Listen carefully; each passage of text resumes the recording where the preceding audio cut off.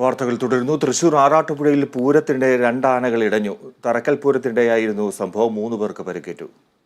ഇന്നലെ രാത്രി 10:30ഓടെയായിരുന്നു സംഭവം. ഉപചാരം ചൊല്ലി പിരിയൽ ചടങ്ങ് നടക്കുന്നതിനിടെ ഒരാന തൊട്ടടുത്തുള്ള ആനയെ കുത്തുകയായിരുന്നു.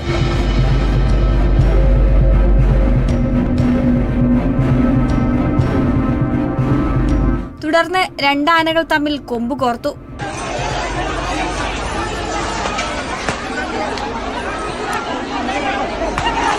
പിന്നീട് 2 ആനകളും മുളങ്ങ് ഭാഗത്തേക്ക് ഓടി.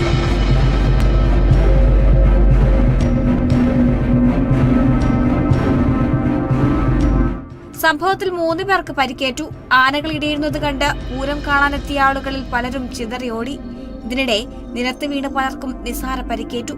സ്ഥലത്തുണ്ടായിരുന്ന എലിഫന്റ് സ്ക്വാഡ് അംഗങ്ങൾ ചേർന്ന് 11 മണിയോടെ ആനകളെ തടച്ചു. Kerala vision news, Thrissur.